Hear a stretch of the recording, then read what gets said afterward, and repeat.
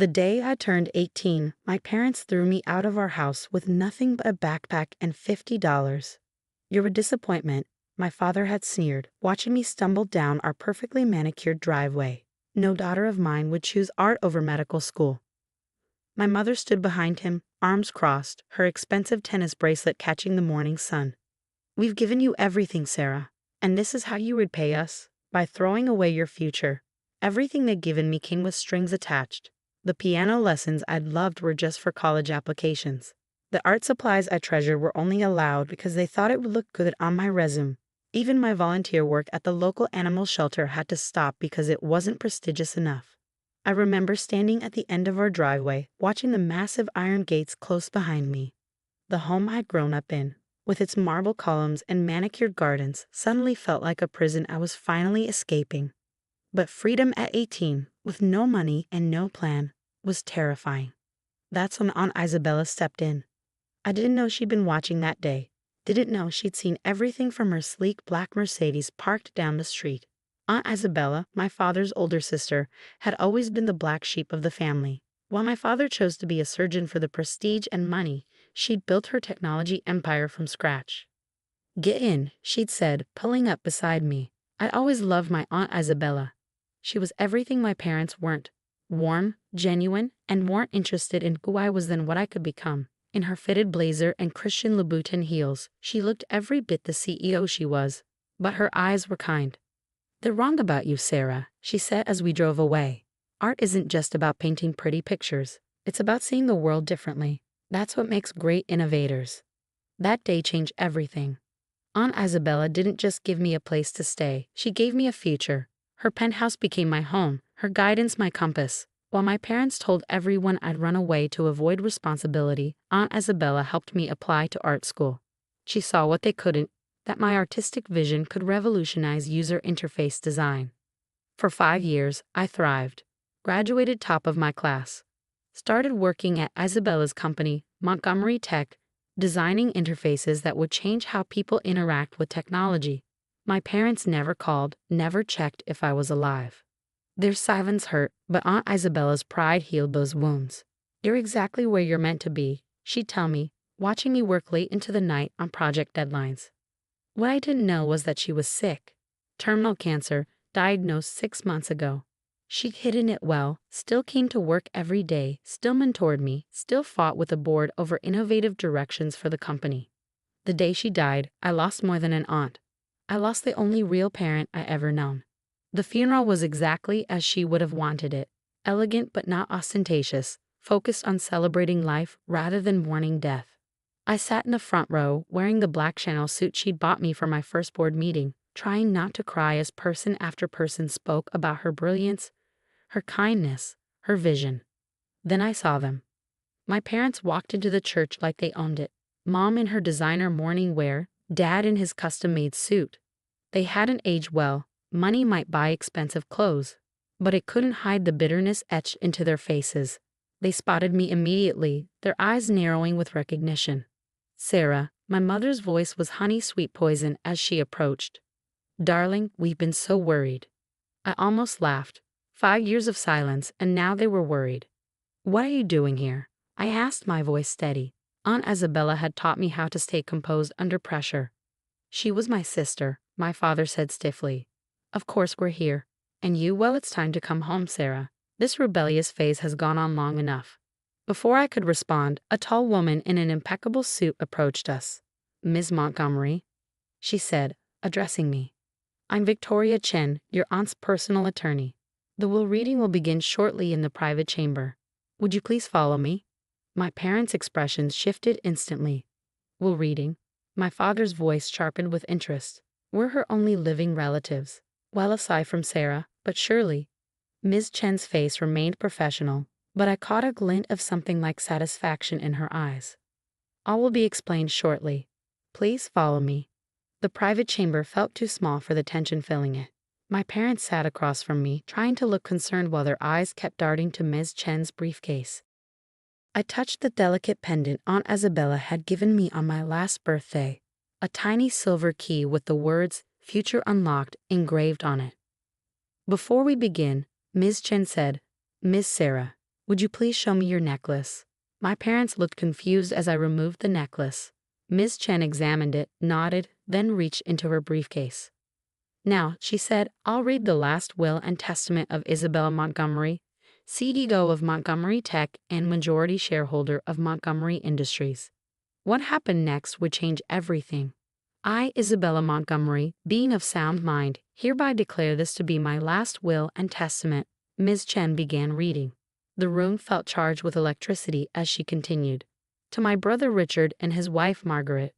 My father leaned forward eagerly. I leave precisely what they gave my beloved niece Sarah 5 years ago, $50, and the chance to walk away. The room exploded. This is outrageous, my father shouted, his face turning purple. I'm her only sibling. Ms. Chen continued as if he hadn't spoken. To my niece, Sarah Montgomery, I leave my entire estate, including but not limited to my controlling shares in Montgomery Tech, valued at $2.8 billion, all properties both domestic and international, my entire investment portfolio, and full ownership of Montgomery Industries. My mother's designer purse hit the floor. That's impossible, she whispered. Furthermore, Ms. Chen pressed on, I hereby name Sarah Montgomery as my successor, effective immediately upon my death, as CEO of Montgomery Tech and President of Montgomery Industries. The key around my neck suddenly felt heavier. This was what Aunt Isabella had been preparing me for all along. Those late nights reviewing company reports, the board meetings she insisted I attend, the business courses she'd encouraged alongside my art degree. It hadn't just been mentorship. It had been training. This is absurd. My father stood up, knocking his chair backward. She's just a stupid girl who draws pictures. She can't run a multi-billion-dollar company. Ms. Chen pulled out another document. Actually, Sarah has been effectively running Montgomery Tech's UI/UX division for the past year, leading to a 40% increase in user satisfaction and a significant rise in stock value. Isabella kept detailed records of Sarah's contributions. My mother switched tactics instantly, her face morphing into concerned motherly worry. Sweetheart, she reached for my hand. I pulled away. This is too much responsibility for someone so young. Let us help you. We're family after all. Family? My voice was quiet but firm. Family doesn't throw their daughter out with $50. Family doesn't abandon their child for following her dreams. Aunt Isabella was my family. Now, Sarah. My father's tone turned threatening. Think carefully about what you're doing. We'll contest this will. You're clearly not mentally prepared for this responsibility. Ms. Chen smiled for the first time. Isabella anticipated this reaction. She pulled out a flash drive. This contains 5 years of documented attempts by both of you to access Isabella's accounts, including fraudulent documents using her signature. She kept everything. She also documented your attempts to bribe board members to vote against Sarah's projects. My parents paled. Additionally, Ms. Chen continued, there's a letter here for Sarah. She handed me an envelope with my name written in Aunt Isabella's elegant handwriting. My darling Sarah, if you're reading this, then everything has happened as I predicted. Your parents have shown their true colors once again. But you, my brilliant girl, are ready for this, more ready than you know. I didn't choose you as my heir because you're my niece. I chose you because in the past 5 years, you've shown every quality a true leader needs. Your artistic vision isn't a weakness, it's your greatest strength. You see possibilities others miss. You understand that technology should serve humanity, not the other way around. The key you wear isn't just symbolic. In my private safe, combination is your birthday. You'll find everything you need to know about the company, including some projects I've kept secret from the board. One in particular will change everything. Project Legacy. Your parents never understood that true wealth isn't about money. It's about making a difference in the world. Don't let anyone tell you you're not ready. You've been ready since the day you chose to be true to yourself, even when it costs you everything. All my love, Aunt Isabella. P.S. The safe also contains evidence of your father's involvement in some rather questionable medical practices. Use it if necessary. I folded the letter carefully, feeling strength flow through me. When I looked up, my parents were whispering urgently to each other. Ms. Chen, I said, my voice clear and confident, please have security escort my parents out and prepare papers bearing them from entering any Montgomery Tech property. You ungrateful little. My father started. I'm not done. I cut him off. Also prepare a press release announcing my position as CEO, and set up a board meeting for tomorrow morning. You'll regret this, my mother hissed as security arrived. We're not finished. Actually, we are. I stood channeling every ounce of Aunt Isabella's grace. Oh, and Dad. I'm sure the medical board would be very interested in Project Legacy's findings about your experimental procedures. Their faces went ash white. After they were gone, Ms. Chen smiled.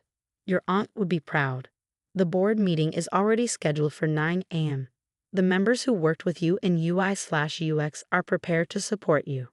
That evening, I sat in Aunt Isabella's office, my office now, looking at her photo on the wall. The safe yielded everything she promised. Company documents, Project Legacy files, and enough evidence to ensure my parents would never bother me again. 1 year later, Montgomery Tech launched Project Legacy, a revolutionary healthcare ad that would make quality medical care accessible to everyone, not just the wealthy. The press called it visionary. The board called it our greatest achievement. My father called his lawyer, but by then, his medical license was already suspended. My mother tried reaching out once when our stock price tripled. I had her number blocked. The key pendant still hangs around my neck, but I don't need it to remind me of who I am anymore. I'm Sarah Montgomery, CEO of Montgomery Tech, and like my Aunt Isabella, I believe in using power to make a difference, not to make others feel powerless. Sometimes, late at night working in my office, I swear I can feel Aunt Isabella's presence, smiling at the designs scattered across my desk. Designs that will shape the future. She taught me that success isn't about proving others wrong. It's about proving yourself right. As for my parents, last I heard, they'd moved to a smaller house in the suburbs. Turns out, living beyond your means catches up with you eventually, but I don't think about them much anymore. I'm too busy building the legacy Aunt Isabella always knew I could create. The stupid girl who draws pictures. She just changed the world.